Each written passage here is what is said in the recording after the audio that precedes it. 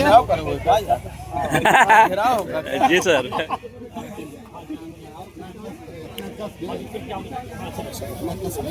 सवाल कौन करेगा? हाँ बताया जा आज पौष माह का खरमास मेला का प्रारंभ हुआ है।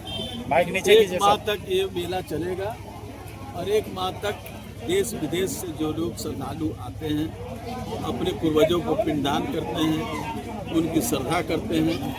उसकी व्यवस्था है कि पुनपुन के बाद गया, तो यहाँ आने का जो भी सुविधा होना चाहिए वो व्यवस्था प्रशासन के द्वारा सरकार के द्वारा करने का प्रयास किया जाता है और स्थानीय लोग बराबर उनकी चिंता में रहते हैं, किसी तरह का कष्ट नहीं हो।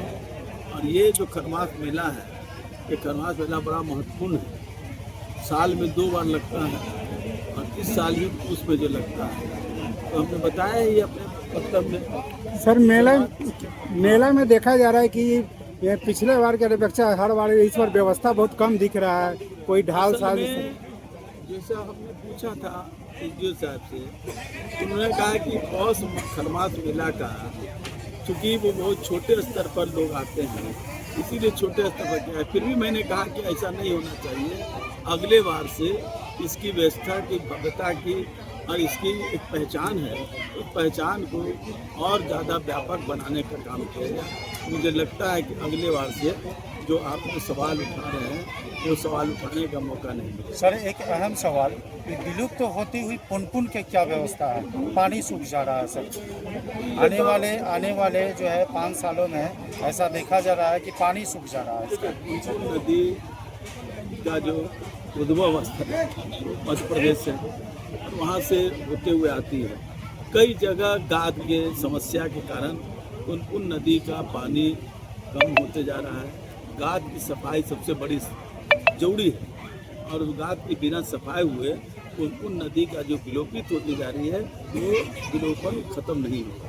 हम प्रयास करेंगे सिंचाई मंत्री से बात करके, क्योंकि इसका एक बड़ा पूरा प्लान बनाना होगा और प्लान बनाना होगा। उसमें सिर्फ अकेले पुनपुन और फुलवारी का सवाल नहीं है, इससे जुड़ा हुआ है आगे आपका भोजपुर है, उसके आगे आपका रोहतास है और इस सब इलाकों से लेते हुए हम लोग एक प्लान बनाने का प्रयास करेंगे, कोशिश करेंगे कि ये काम हो जाए और हमारी सरकार, हमारे मुख्यमंत्री, हमारे सिंचाई मंत्री इन सब समस्याओं के जिससे उनको जानकारी मिलनी चाहिए तो समस्या में समाधान करें। सर अभी बंडा सचिव भी कुछ अभी बातें कही है, वो सब बातें हमने कह दिया, वो सब बातें उसी में आ गया। इसको बहुत ही संक्षिप्त में कहा जाए। पहले सर पूर्व विधायक थे, अब वर्तमान में विधायक हैं सर। इस पर अभी मतलब फुलवारी की जनता को क्या मतलब नया मिलने वाला है? फुलवारी की जनता की जो अपेक्षाओं से मुझे सेवक के रूप में चुना है, मैं उस पर खरा उतरने की पूरा प्रयास करूंगा और कहीं भी इस पुनपुन और पूरे फुलवारी विधानसभा के चाहे किसी भी वर्ग के लोग हों उनका सर झुकने नहीं दूंगा। जो भी यहाँ समस्याएं हैं मुझे अवगत हूँ, चाहे वो सड़क का सवाल हो, चाहे वो सिंचाई का सवाल हो, चाहे पेयजल के सवाल हो, चाहे स्वास्थ्य का सवाल हो, चाहे बिजली के सवाल हो, सारे समस्याओं का निराकरण करूंगा। इसमें कहीं लोगों का सर उम्मीद था कि फुलवारी शरीफ से श्याम रजक जीतेंगे तो फिर मंत्री बनेंगे, लेकिन पहली बार में मौका नहीं मिला सर। क्या भविष्य मेरे लिए देखिए, मंत्री परिषद का मुख्यमंत्री अपने स्तर से गठन करते हैं, उनके सामने कई तरह की व्यवस्थाएं होती हैं क्योंकि ये हमारा गठबंधन की सरकार है, एनडीए का है, तो सभी पार्टियों को समावेश करना है, सभी लोगों को, कोई जरूरी नहीं कि सभी लोग उसमें समाहित हो जाए। तो ये मेरे लिए महत्वपूर्ण है कि अपने क्षेत्र का विकास में कहीं रुकावट नहीं हो, इसमें मैं लगा हुआ हूँ और मंत्री पद तो मैं उससे बड़ा रह चुका हूँ। नीतीश कुमार जो है डॉक्टर की हिजाब उठा रहे हैं, उस पर क्या कुछ प्रतिक्रिया रहेगी? लगातार विपक्ष निशाना साध रहे हैं। विपक्ष का काम है निशाना साधना, क्योंकि उनके पास कोई काम नहीं है। हिजाब उठाना वो एक अपनातक के समय में वो वरिष्ठ हैं, ये हर को अपना की तरह, परिवार की तरह मानते हैं। परिवार के तरह तो बच्ची के साथ प्रेम रूप में अगर वो कर रहे थे तो अब इनको अगर किसी को खराब लगता है तो अलग बात है। प्रेम रूप में एक बच्ची को जैसे अपनी बेटी को